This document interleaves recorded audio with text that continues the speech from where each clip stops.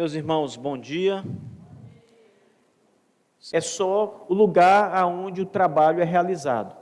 Então, quando a evangelização é distante, ou internacional, ou transcultural, dá-se o nome mais comum de missões, fazer uma missão, né? Ou seja, evangelizar naquele lugar.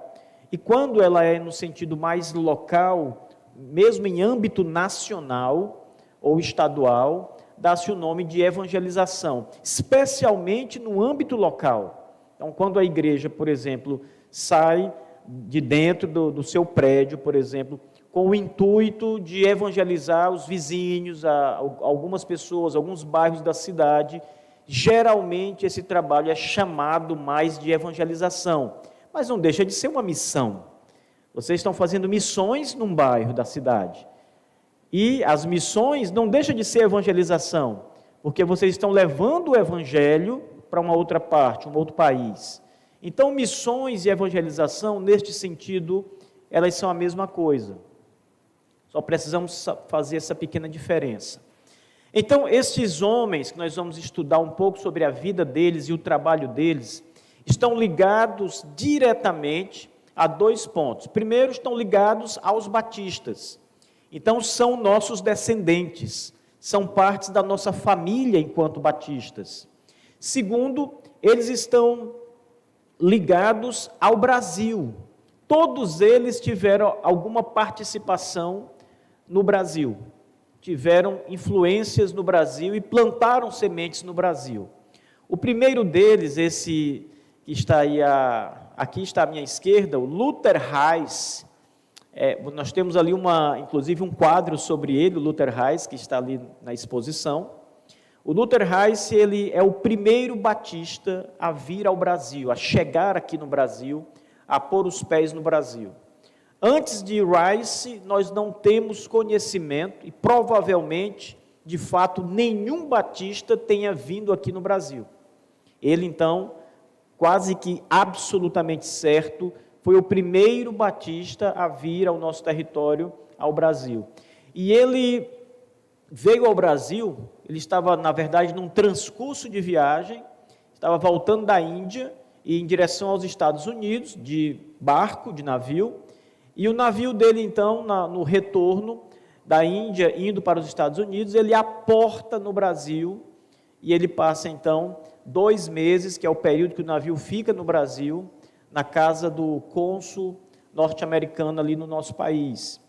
E nesse período, ele que tem o espírito missionário, ele começa então a avaliar o Brasil, o território do Brasil, pensando na possibilidade de trazer missionários para cá. Então, ele é uma espécie de olheiro de missões. Ele vai fazer uma análise no Brasil. A missão não era para fazer isso, mas ele aproveita a oportunidade, já que o navio está atracado ali no porto, e ele vai ter que passar uma pequena temporada no Brasil, ele aproveita a oportunidade para olhar o país e ver as possibilidades, então, de fazer missões no Brasil. E um detalhe interessante em todos esses missionários, que eu preciso destacar a vocês, é que eles eram missionários de teologia calvinista. O calvinismo é uma parte da fé reformada que nós professamos. Então, todos eles sabiam que as missões seriam realizadas com sucesso, porque Deus havia escolhido um povo para a salvação. E esse povo escolhido por Deus, quando o evangelho fosse pregado, ouviria o evangelho, iria crer em Jesus e seriam salvos. Eles tinham absoluta certeza que as missões não eram um evento fracassado e nem eram um evento incerto. Eles sabiam que aqueles a quem Deus elegeu para salvar, Ele iria salvar por meio da pregação do Evangelho. Por isso, fazer missões era algo absolutamente necessário, porque os eleitos só poderiam ouvir a voz de Deus se o Evangelho fosse pregado.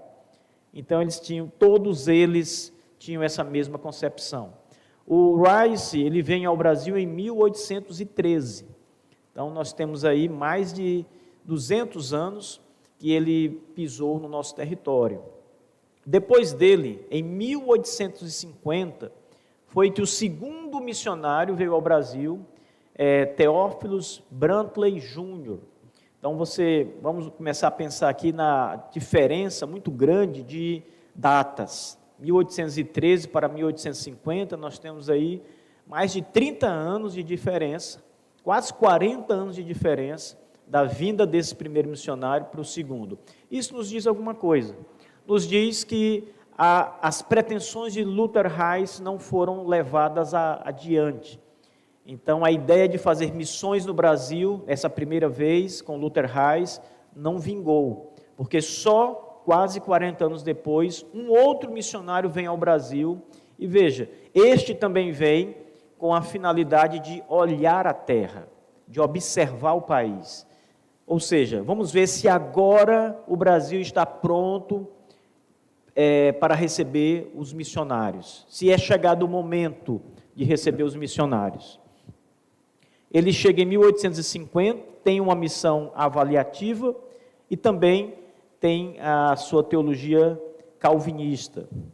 O primeiro missionário, de fato, que vem para executar o trabalho, para fazer missões, para evangelizar, esse não vem para avaliar, este já é enviado para fazer o trabalho, é o Thomas Jefferson Bowen.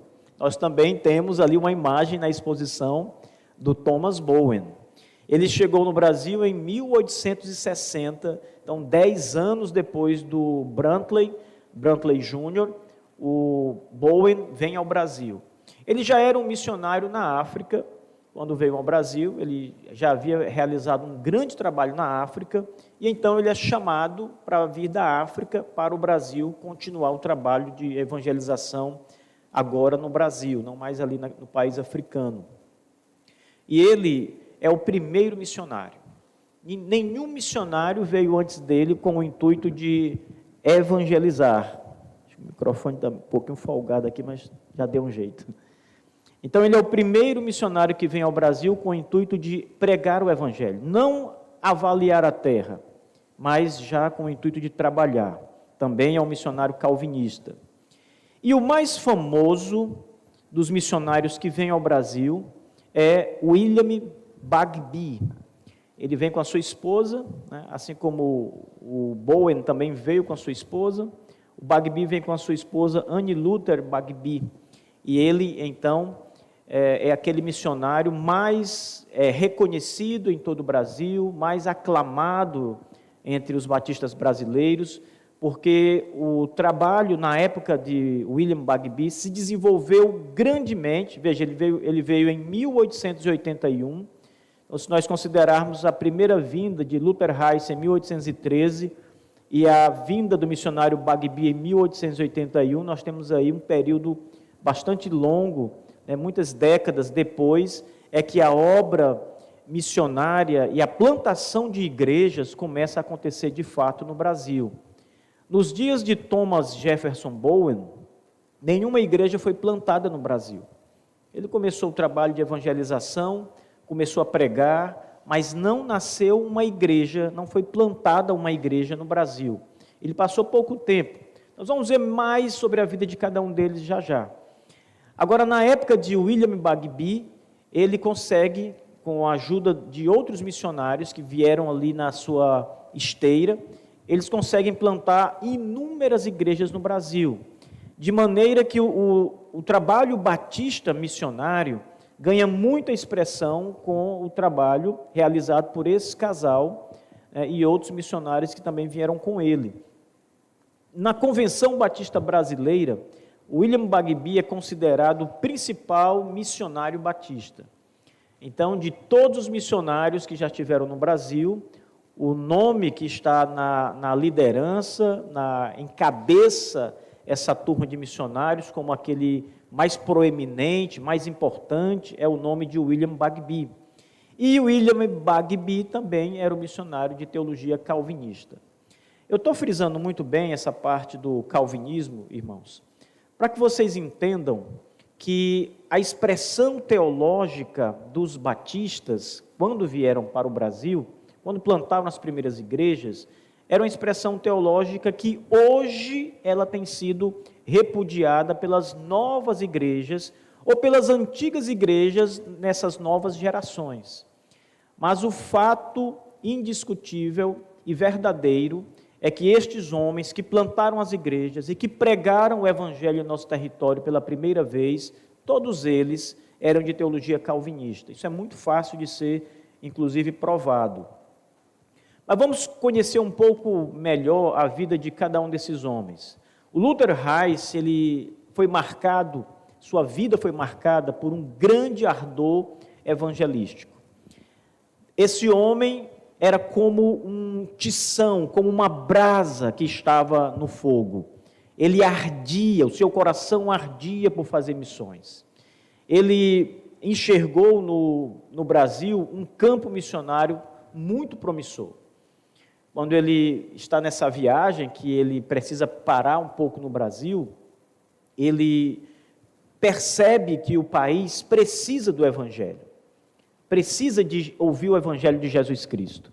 Naquela altura, o Brasil, a única coisa que o Brasil conhecia de Evangelho era aquilo que o catolicismo romano falava. A única coisa que se falava em Jesus era aquilo que saía dos padres católicos romanos. O que significa dizer que o verdadeiro evangelho não era pregado. Havia um evangelho corrupto sendo pregado no Brasil, que era o evangelho cheio de idolatria, um evangelho cheio de adoração de imagens, um evangelho que considerava o líder extremo da igreja, o Papa de Roma, e Luther Reis percebia que aquela nação, o Brasil, nós, o Brasil, precisávamos do verdadeiro evangelho. Então ele viu o Brasil como um campo promissor por muitas outras razões, mas uma delas foi a necessidade urgente por causa do falso evangelho. Ele desembarcou no Brasil no dia 5 de maio de 1813, quando estava retornando da Índia, e ele tinha esse grande interesse em evangelizar. Essa tocha, vamos dizer assim, que estava acesa no coração de Luther Reis, ela teve alguém, vamos pensar no instrumento humano que Deus usou para colocar o foguinho ali no seu coração. E esse foi um outro pastor batista chamado William Carey. Na verdade, o Luther Reis, antes de ser batista, ele era congregacional. E quando ele tomou conhecimento da missão que o pastor batista William Carey estava realizando na Índia, ele se inflamou tanto de desejo de fazer a mesma coisa, de conhecer aquele pastor, de evangelizar como ele estava evangelizando, que ele decide também ir para a Índia. E é nessa viagem que ele vai para a Índia, junto com outros missionários congregacionais, que eles então se tornam batistas dentro do navio. E ele então precisa, ao chegar na Índia, voltar para os Estados Unidos para dizer para a missão dele, da igreja congregacional, que ele não estava mais entre os congregacionais, mas agora entendia e defendia aquilo que os batistas defendiam. Então ele precisava dar uma satisfação para a missão que lhe havia enviado. Mas ele também sabia que as missões que iriam ser realizadas a partir de então precisariam de recursos financeiros. Então ele passa a ser aquele homem que vai atrás do dinheiro para sustentar os missionários. Ele desejava ver não só o Brasil, não só a Índia, mas o mundo evangelizado. Então ele sabia que muitos missionários precisavam ser enviados, e isso demandaria uma grande quantidade de recursos, de finanças. Então, nessa viagem que ele volta, ele também aproveita para visitar as igrejas americanas, inflamar o coração dessas igrejas, pedindo recurso financeiro. Ele, quando Deus toca o seu coração, nesse momento dessa paixão que começa a aflorar por missões, ele havia decidido, então, dedicar todos os dias da sua vida ao serviço de Deus na evangelização dos homens perdidos. E ele havia decidido fazer isso, custe o que custasse. Ele queria buscar os perdidos onde eles estivessem. Ele não estava disposto a esperar encontrar fortuitamente os perdidos por aí, ou que os perdidos os procurassem. ele estava disposto a buscar os perdidos, e é aí onde eles estavam.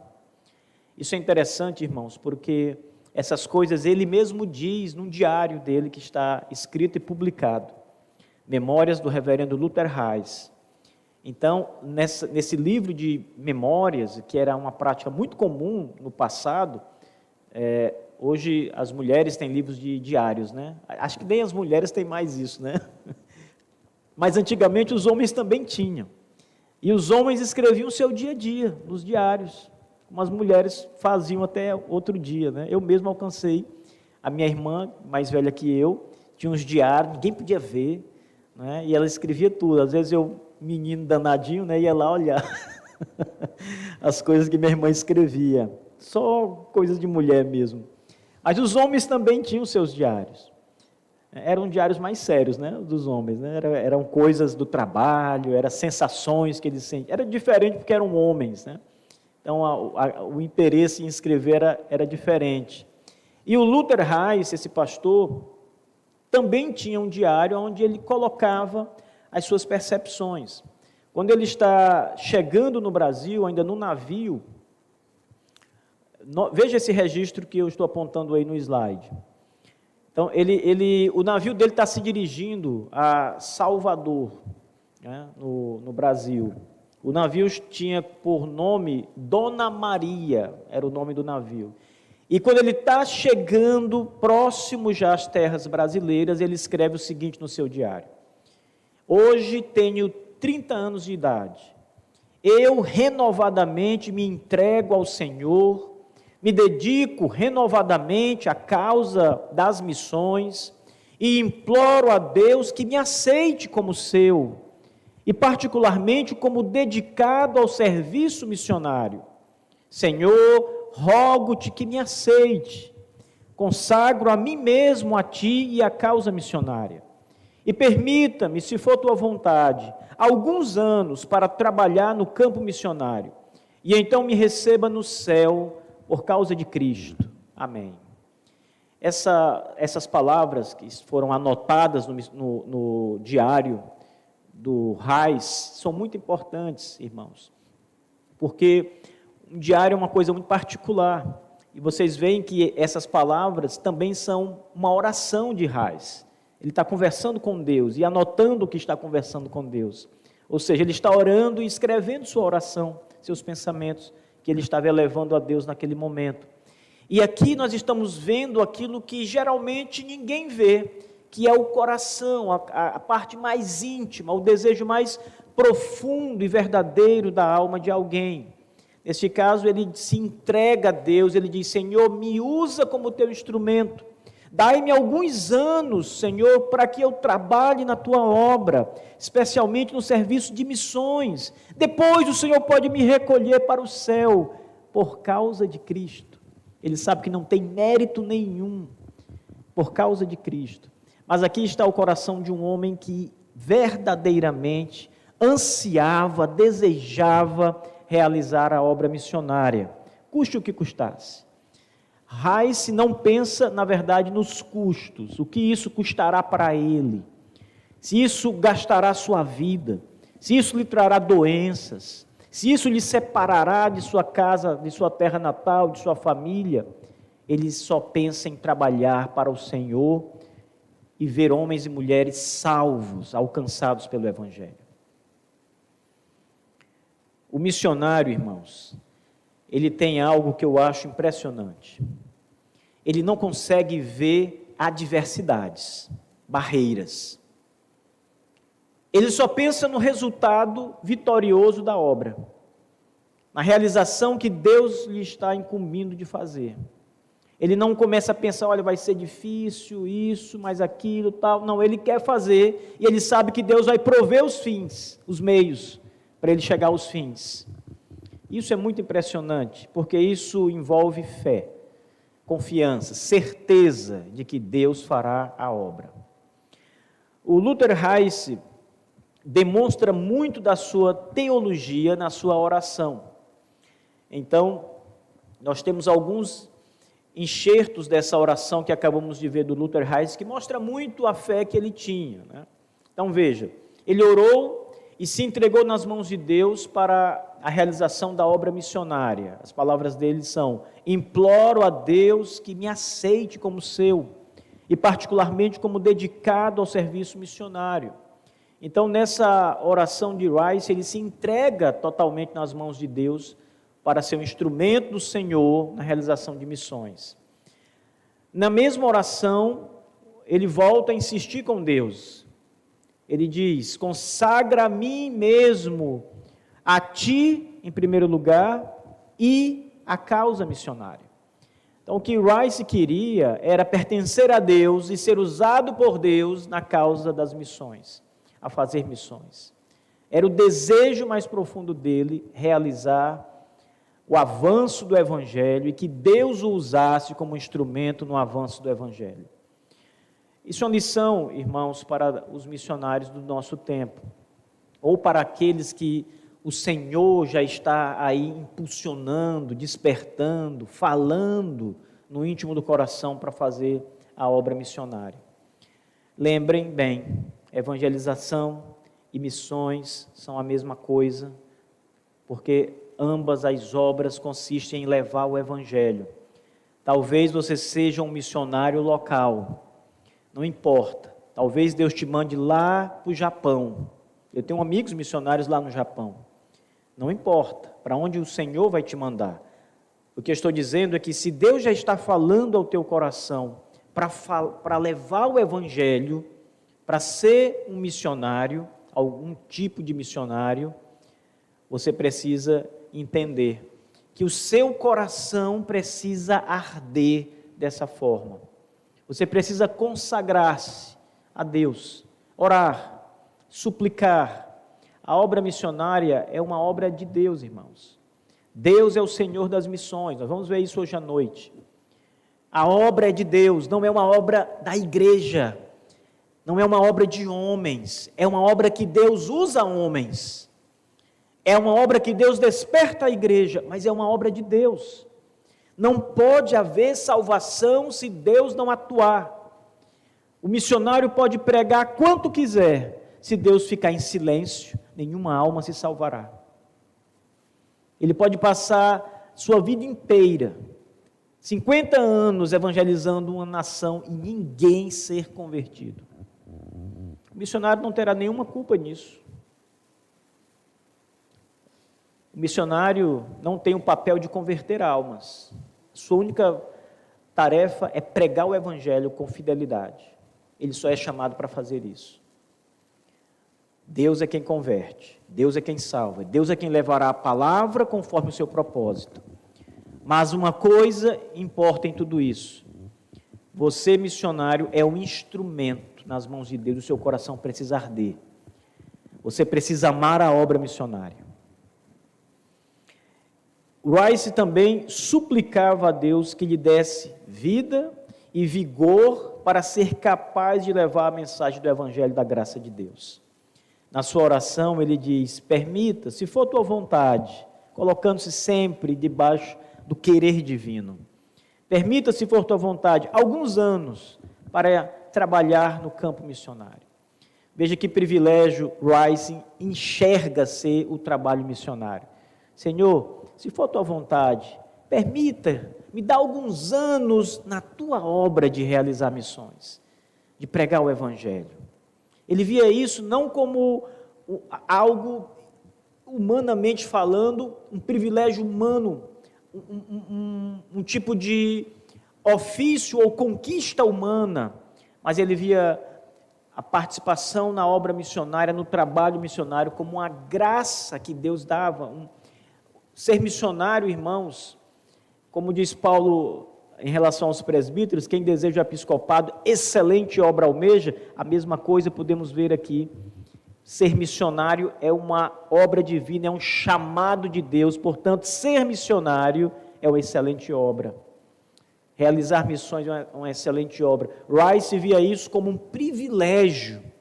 Deus concede-me alguns anos esse privilégio de ser missionário e trabalhar na tua obra. Agora veja que coisa interessante, irmãos.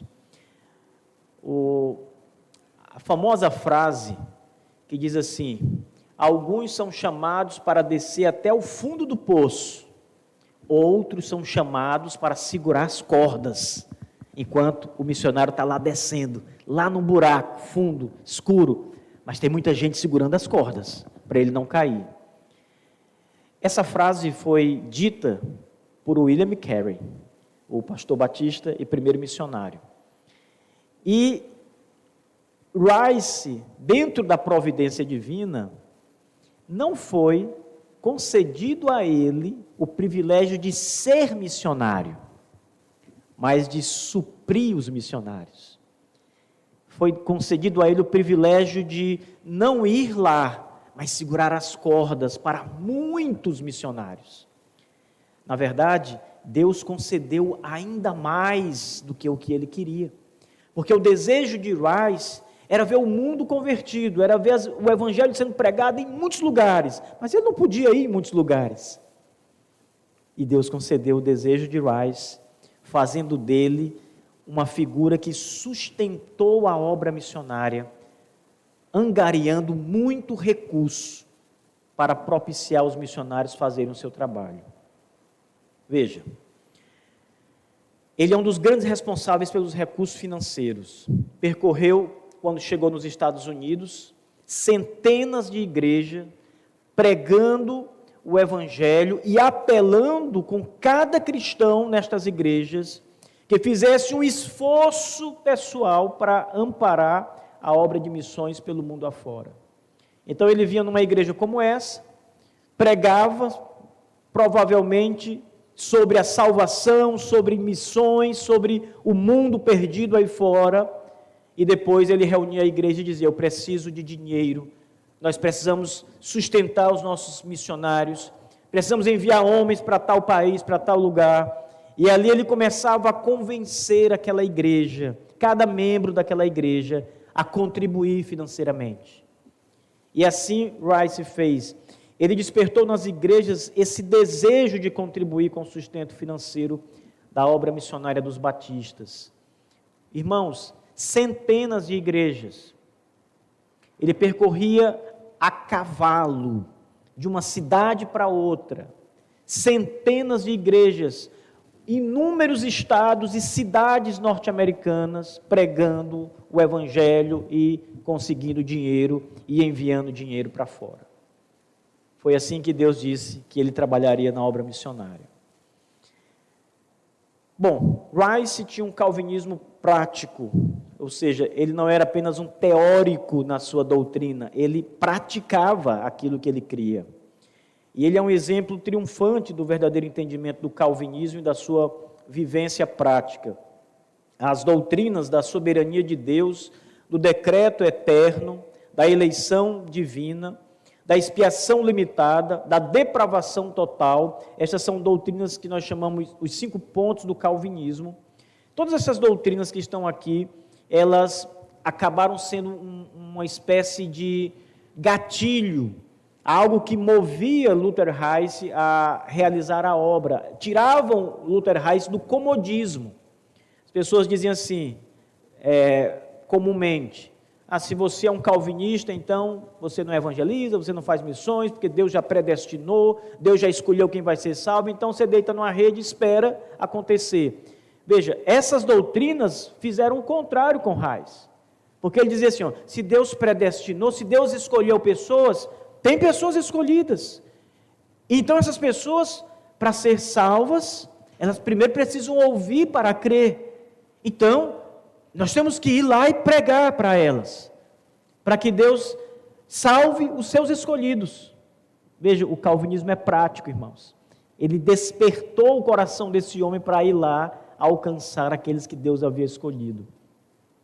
Tem uma passagem na Escritura que é muito interessante. O apóstolo Paulo está na cidade de Corinto, ali no começo ainda da sua obra, alguns poucos meses, semanas ou meses que ele está em Corinto.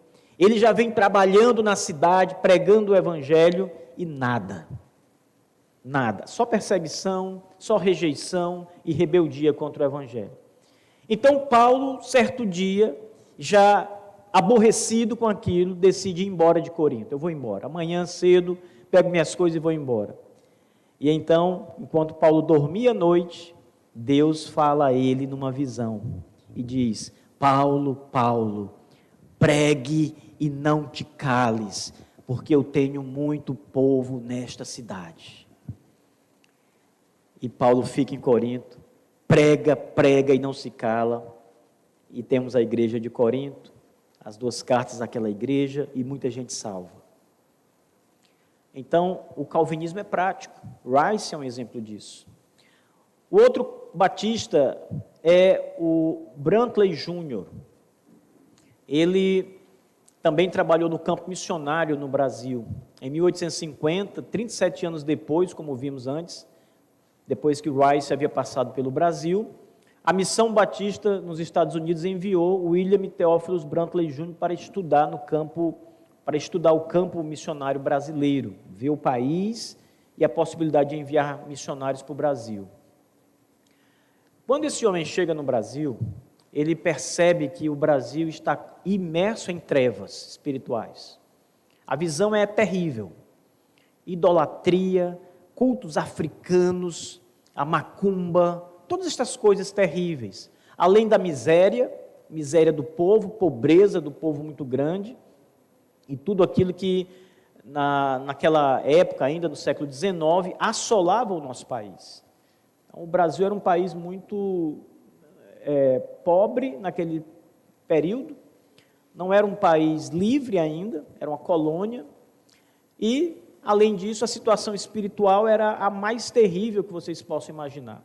Então, Brantley Jr., quando vê aquilo, percebe a condição dramática que é o país. E como, então, o país precisa ouvir o evangelho de verdade. O catolicismo já está no Brasil há muito tempo, desde as grandes navegações, mas não há transformação de vidas, não há salvação. Há o que nós podemos chamar de religiosidade, mas não há o evangelho genuíno sendo pregado. E ele vê isso. Palavras de William Brantley Jr. Que o nosso povo, com o Espírito de Cristo, dê os seus bens para enviar-lhes missionários. Possa Deus comover-nos completamente para o nosso evidente dever. Esse homem, veja, ele ainda não é um missionário, ele é alguém que vem olhar o campo, ver mais uma vez a possibilidade de enviar missionários. Então ele é alguém que trabalha numa junta missionária batista, a junta de Richmond, e ele vem avaliar a possibilidade. Quando ele chega e se depara com o cenário que eu apresentei, escreve uma carta para os batistas americanos, para a Convenção Batista do Sul. E nessa carta ele diz: olha, é possível, é necessário e é possível fazer missões aqui. Mas para que isso aconteça, é necessário que nós demos os nossos bens para realizar essa obra, porque ela é cara. É preciso que cada batista americano contribua com esforço próprio, seus tesouros pessoais. Coloquem tudo o que vocês puderem para contribuir com a obra de missões, para que o Brasil receba missionários. Irmãos, pensem na dificuldade de enviar missionários para o Brasil. Naquela época, o missionário precisava ser sustentado integralmente. Não era fácil, casa para morar, todo o tempo sem trabalhar, apenas trabalhando na obra missionária. Então ele precisava ser suprido de todas as coisas. Então precisava ter realmente uma condição financeira, recursos financeiros apropriados para isso. Eu vou pular essa parte do calvinismo que já vimos e vamos deixa eu voltar só um pouco para dar um detalhe importante aqui do Luther Reis. Eu entrei em contato, na época, em 2010, eu estava escrevendo um livro sobre a história dos batistas em minha cidade, e eu fiz um contexto antes para falar das missões dos batistas no Brasil. Foi quando eu me deparei com esse homem, a participação dele no Brasil, mas ninguém havia escrito uma linha sobre ele até então. Eu comecei a pesquisar, comecei a buscar e pouca coisa encontrei. Até que um dia eu encontrei um link na internet, Eu estava buscando ele tudo, passava horas e horas pesquisando, ansioso, entrava num lugar ali, nada, era outra coisa, era outro William Brantley, né? Meu Deus, esse homem não existiu não? Onde ele está, seus parentes? E aí um dia eu entrei num link lá, irmãos, e adivinham o que era? Exatamente o que vocês fizeram aqui, era uma exposição da vida dele, que a família dele havia feito. Eles haviam criado uma espécie de museu, pequeno museu familiar, não era nada do Estado, nada dos batistas, era da família dele, e havia um e-mail ali. Eu escrevi um e-mail para eles, né, dizendo que estava pesquisando, fazendo um trabalho sobre os batistas, e ele havia vindo aqui no Brasil e tal, e a família dele me mandou um breve relato da vida dele, e essa foto que vocês estão vendo aí, foi a família dele que me enviou, do William Brantley Jr., esse missionário. Então, no Brasil, entre os historiadores batistas do Brasil, que falam sobre missões, o nome desse homem é esquecido. Eu só achei depois uma mulher, Beth Antunes, que escreveu um livro muito bom, Centelha em Restolho Seco, um livro volumoso, 1000 páginas aproximadamente, e ela cita numa página o nome dele. Ela disse, veio também no Brasil um tal de W. Teófilo, eu disse, é ele, eu já tinha estudado, é ele, encontrei uma linha sobre ele, mas quem me deu muito suporte nisso foi a família que enviou esses documentos todos. Bom, Thomas Bowen, Elvis, eu tenho quantos minutos aí? 10? Você fez assim 3 vezes é 15? 15? Obrigado, tá, vai dar. Então, o Thomas Bowen, Jefferson Thomas Bowen, foi, de fato, o primeiro que veio pregar o Evangelho. Então, depois que Teófilos volta, ele passa o seu relatório, a convenção, ela começa a fazer a sua estratégia para enviar um missionário para o Brasil. Tudo isso leva 10 anos, irmãos. Veja só o tempo. Garear recursos, ter os mantenedores necessários, desenvolver o plano, tudo isso levou 10 anos. E então eles levantam Thomas Jefferson Bowen para vir ao Brasil, e ele é o pioneiro das missões. Primeiro missionário batista no Brasil, ele chegou em 1860. Aqui, nesse ano, foi a primeira vez que os batistas começaram a pregar o Evangelho em território nacional. Veja o que ele diz, o que ele escreve. Ele escreve do Brasil para a junta de Richmond, nos Estados Unidos. Ele diz, não estou convencido que tenha vindo aqui em vão. Quantas vezes o Evangelho tem encontrado maiores dificuldades do que estas e as tem conquistado? Cristo está conosco. Quando os corações dos homens forem tocados pelo poder do Espírito Santo, eles seguirão o Salvador, mesmo em meio às chamas. Cremos ser dependentes do Espírito Santo para o êxito da pregação. Esse missionário foi muito injustiçado no Brasil, irmãos. É muito penoso ler o que se escreveu sobre ele no Brasil, porque ele passou menos de um ano no Brasil, deixa eu ver se eu coloquei aqui o tempo que ele ficou no Brasil. Bom, ele ficou menos de um ano no Brasil, ficou 8 meses e alguns dias no Brasil. Ele estava na África e passou muitos anos na África antes, evangelizando uma tribo de negros chamado Iorubas.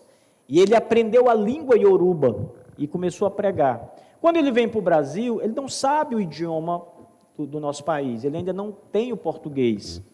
Mas ele descobre que há uma tribo de negros escravos no Brasil, Ioruba. E ele então começa a evangelizar esses negros, que ele conhecia o idioma, e começa a pregar para eles. Ele vem com a sua esposa e uma filha. Ele pegou malária 40 vezes na África. 40 vezes. E isso acabou acarretando problemas neurológicos, que depois se descobriu que a malária, quando alguém é contagiado muitas vezes com a malária, ela pode desenvolver sérios problemas neurológicos, que é como se fosse loucura. E ele apresentou um quadro assim, quando estava no Brasil, desenvolveu o seu trabalho, ainda assim, com muita dificuldade, passou meses sem ter contato e sem receber recursos das missões, e se virava de uma forma ou de outra no país. Um sofrimento terrível esse missionário passou. De fato, ele não conseguiu plantar uma igreja batista no Brasil, mas nós também não sabemos o resultado da obra entre os iorubas negros que estavam no Brasil. Se alguém se converteu, se a semente do evangelho foi plantada naqueles corações, até hoje ninguém sabe o que Deus fez. O que nós sabemos é que ele fez a obra que foi chamado para fazer. Jefferson Bowen pregou o evangelho no Brasil, mesmo com dificuldade financeira, mesmo sendo esquecido pela junta. Ninguém sabe também exatamente o motivo pelo qual ele não era correspondido em suas cartas. O fato é que já no final da vida dele, da missão dele, a junta o recolhe de volta com a sua família por causa dessa sua situação de doença. E aí os historiadores batistas do Brasil, quando falam sobre esse capítulo da história, dizem que sua missão foi uma tragédia, foi um fracasso, ninguém se converteu, não houve igreja plantada, não houve crescimento. Perceba que essa é uma visão medíocre, errada, porque o missionário não converte ninguém, como eu citei no princípio. Missionário não é Deus, missionário não é o Espírito Santo para mudar o coração. Ele é o instrumento da palavra. A missão do missionário é pregar o evangelho. Que missionários vocês gostariam de ter na igreja de vocês? Jonas ou o profeta Jeremias? Jeremias pregou na igreja, irmãos, pregou em Judá durante vários anos. Quase ninguém se converteu. Pelo contrário, ele foi jogado na prisão, foi jogado numa masmorra, depois foi jogado num buraco, que é uma fossa cheia de esterco. Quando ele pregava, as pessoas se irritavam, as autoridades, os reis de Judá, e jogavam ele lá, porque ele falava contra eles, falava o evangelho. Ele não se calava. A Bíblia diz que ele começou a pregar de dentro da fossa em que foi jogado. Ele não sabia quem estava lá na superfície, mas ele pregava mesmo assim. Depois tem Jonas. Jonas é enviado para Nínive. Deus envia Jonas para Nínive. E Jonas foge. Não, eu vou para outro lugar. Deus me livre de levar o evangelho para os ninivitas malditos. E vai lá para... Deus manda ele para cá e ele vai para cá. Se você olhar o mapa bíblico, a direção é oposta. Ele vai se distanciando cada vez mais para onde Deus o mandou. Mas aí tem a história do peixe que engole Jonas, ele se arrepende, joga Jonas lá na beirinha do mar, da cidade onde ele tinha que ir, Nínive. E aí ele chega lá em Nínive, irritado, e começa a pregar. E a pregação de Jonas foi muito simpática, né? Dentro de 40 dias, Deus vai matar todo mundo aqui. Vocês todos vão morrer e vão para o inferno. 40 dias. Veja que satisfação deve ser Jonas pregar essa mensagem, né? Deus vai matá-los, malditos. Todo mundo se converte. Essa pregação de Jonas levou todo mundo à conversão. Então, que missionário vocês queriam ter nessa igreja? Jonas ou Jeremias? O missionário que converteu todo mundo ou o missionário que não converteu ninguém? Tem uma diferença, irmãos, não são os números, é quem queria fazer a obra. E quem queria fazer a obra era Jeremias, que não se calava mesmo na prisão, mesmo no buraco, ele pregava, Deus me mandou pregar. Ele sabia que não convertia ninguém. Jonas foi, mas não queria que ninguém se convertesse. Que disposição tinha ele? Perceba que tudo é o poder de Deus, mesmo quando o cabo não quer, eu vou salvar, diz Deus. Nós devemos querer um missionário como Jeremias. Esse tem um coração de Rice, de Bowen, de Theophilus Brantley Jr., desejava ver a obra realizada. O resultado da obra não depende da gente. Os historiadores batistas acham que dependia de Thomas Bowen no resultado da obra, e não depende dele. Depende de Deus. Depende do Senhor. Então, Bowen, ele... falando sobre a doutrina do chamado eficaz que ele cria, ele sabia que se Deus tocasse o coração do povo brasileiro iria crer. Então, ele foi desvalorizado por alguns escritores nacionais, foi considerado um grande fracasso, mas ele cumpriu o seu papel, ele evangelizou os escravos africanos, cujo idioma ele conhecia. E a teologia desse calvinista, o Bowen, nos batistas particulares, como ele era, sabia que havia algo na Escritura, um ensino na Bíblia, que é por nós chamado de chamado eficaz, isto é, quando o Espírito de Deus chama o pecador, este vem, ele obedece, ele escuta a voz de Deus. É um chamado eficaz, não falha. O meu chamado falha. Eu posso chamar um pecador a se arrepender e ele não se arrepender. Mas se o Espírito Santo falar ao coração daquele homem, ele vem. Ele escutará. Porque o chamado de Deus é eficaz. E Bowen sabia disso. E ele escreve isso, ele diz: quando os corações dos homens forem tocados pelo poder do Espírito Santo, eles seguirão o Salvador, mesmo em meio às chamas. Não importa. Se eles tiverem que morrer para seguir a Cristo, eles morrerão, porque foram tocados pelo Espírito. Lembra do caso de Daniel? Seus amigos, aliás, o Sadraque, Mesaque e Abidnego, quando estão ali na fornalha de fogo, o rei Nabucodonosor diz: olha, nega, ajoelhe diante da imagem, e vocês escaparão da fornalha. E eles: não, vamos continuar servindo a Deus, mesmo em meio às chamas. É o que Bowen está dizendo. Olha, se Deus tocar o coração desse povo, eles vão seguir a Jesus. Não importa o que aconteça, não importa se vão morrer, não importa se serão perseguidos, presos, eles seguirão o Salvador, mesmo em meio às chamas. Isso é bíblico, irmãos. Quantos homens e mulheres na história da igreja, nos primeiros séculos, morreram, foram jogados ali no Coliseu, porque não negaram a Cristo, preferiram morrer do que negar o Salvador. Que convicção é essa, se não uma obra de Deus no coração, de não negar a Cristo? Um pastor que estava preso na época do comunismo na Rússia, os homens fizeram tudo para esse homem negar o evangelho de Cristo. Fizeram tudo com esse homem, só não o mataram. E ele não negava Cristo. Ele dizia: eu morro aqui na prisão, cantando e louvando a Deus, mas não nego o meu Salvador. E aqueles homens ficavam tão irritados com a fé daquele pastor, tão irritados, que decidiram fazer algo com ele. Prenderam a sua esposa e o seu filhinho pequeno que ele tinha. E aí um dia chegaram, levaram ele, o pastor, tiraram da prisão e levaram para uma sala e disseram assim: negue a Cristo agora, senão você morre. E ele disse: nunca negarei o meu Senhor, a minha vida é de Cristo. E aí então ele chama uma pessoa atrás de uma cortina, e essa pessoa vem com sua esposa e seu filho. E ele pega o menino, o russo pega o menino e diz: se você não negar a Cristo agora, ele estava com a tesoura na mão, eu vou cortar a língua do seu filho na sua frente. E ele ora e diz: Senhor, permite só essa vez que eu negue o teu nome.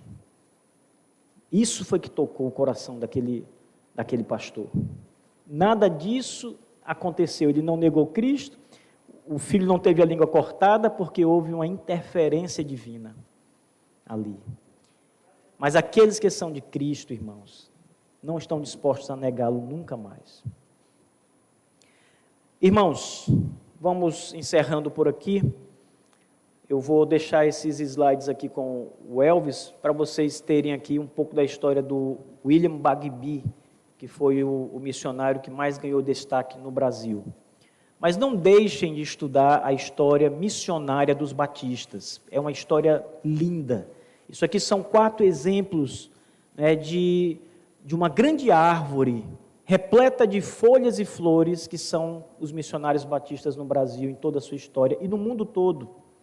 A história missionária no mundo inteiro dos batistas é uma história muito linda.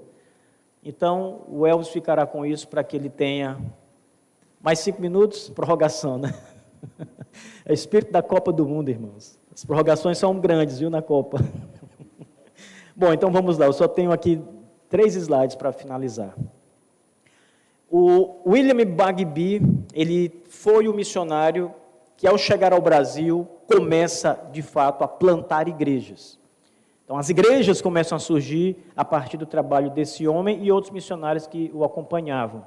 Ele chega em 1881, enviado pela Junta de Missões Estrangeiras dos Batistas do Sul, mais conhecido como a Junta de Richmond. Muitas igrejas no Brasil foram plantadas, a maioria delas plantadas pela Junta de Richmond. A igreja na minha cidade, ela foi uma igreja plantada pela Junta de Richmond, que enviou missionários americanos há 80 anos atrás. Então, no Brasil, a Junta de Richmond enviou esse missionário William Bagby para o Brasil, junto com sua esposa. E eles iniciaram, então, um trabalho missionário.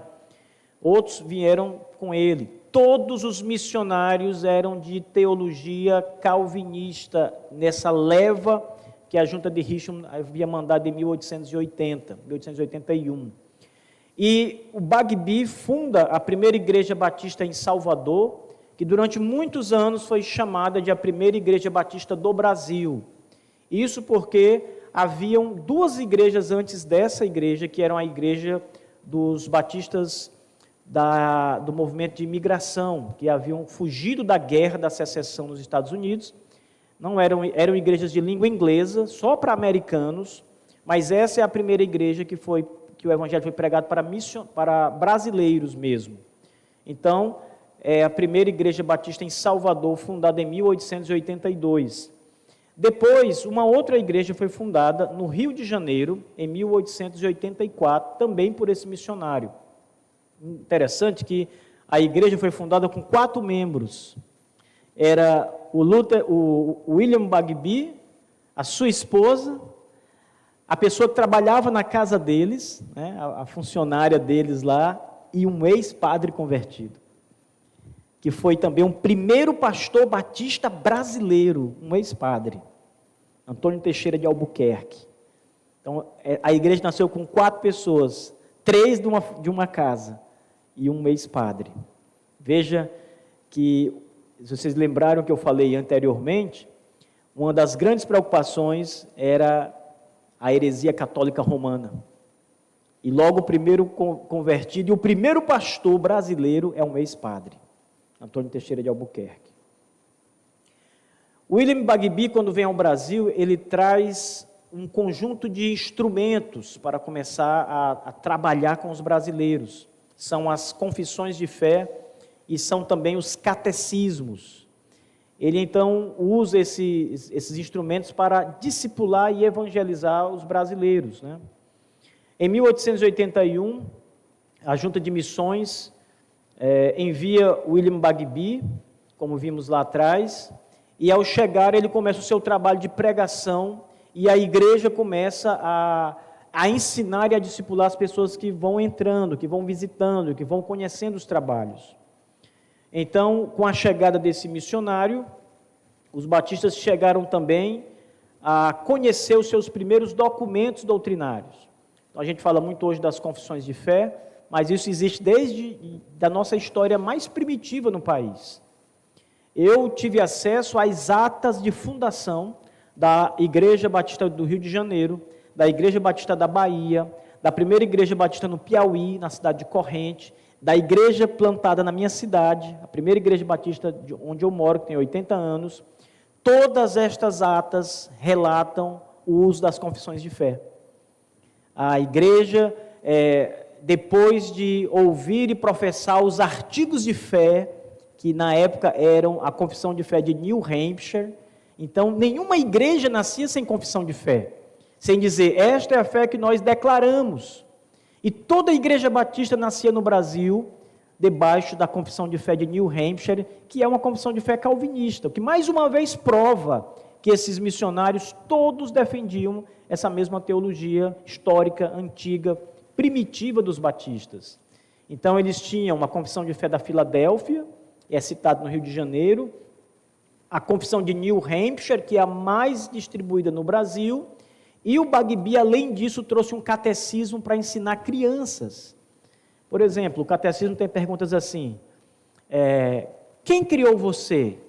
Aí a resposta era, Deus me criou. Aí tinha o texto de Gênesis. Por que Deus criou você? O catecismo dizia, para a sua própria glória e para a minha alegria.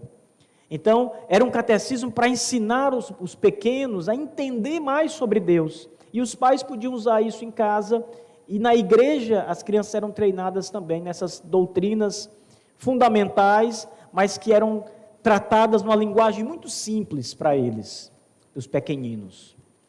Então, a história missionária batista, irmãos, ela é repleta de grandes coisas, mas ela só foi possível por causa de homens como Luther Reis, Theophilus Brantley Jr.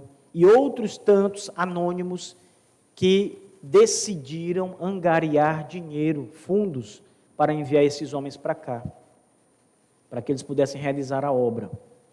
Eu estava passando aqui na cidade de Belém, e passamos ali pelo Seminário Batista Equatorial. Aí os pastores estavam me contando um pouco da história. Eu conhecia alguma coisa da história dos batistas aqui. O meu primeiro pastor foi formado no Seminário Batista Equatorial. E eles disseram, pastor, isso aqui era um patrimônio muito grande, pastor. Algo assim inimaginável. O que o senhor vê hoje não é nada em comparação ao que já foi um dia. O seminário está todo pichado hoje, algo feio. Parece que está abandonado, não teve turma esse ano, o patrimônio foi vendido, depredado. Que terrível. A questão é, quem comprou tudo aquilo? De onde veio o recurso? Veio lá da América do Norte. Dinheiro de nossos irmãos americanos investidos no Brasil para a obra. Eles acreditaram, enviaram, gastaram aqui. Não mandaram só os missionários, não. Deram também recursos para gerir a obra e para construir. A igreja, a primeira igreja que eu pastoreei, foi uma igreja toda erigida por dinheiro norte-americano. Eles enviaram dólares, milhares de dólares na época para fazer a igreja. Então, isso é trabalho missionário, irmãos. Doação. Entregar-se, doar os seus bens. Quanto é que está precisando? Precisamos de 10 mil para enviar um missionário. Olha, eu vou dar aqui 500 reais. O outro diz, eu vou dar 100, eu vou dar 300, vou dar 2 mil. E a igreja assim vai suprindo a necessidade e vai fazendo a obra. É assim que se faz, irmãos. É assim que se faz missões. Você não deve chegar para o missionário e dizer, tá aí, vá lá, Deus te abençoe, vai com Deus, que o Senhor seja contigo. Sim, como é que eu vou? Eu quero ir. Mas como é que eu vou? Como é que eu vou viver lá? Como é que eu vou sustentar minha mulher? Meu filho? Como é que eu vou comer? Ou eu trabalho para comer, ou eu evangelizo. Então é preciso ter o suporte, o sustento. Esses homens sabiam disso, enxergavam isso. Acredite em missões. Ore por missões. Ore para que Deus levante missionários.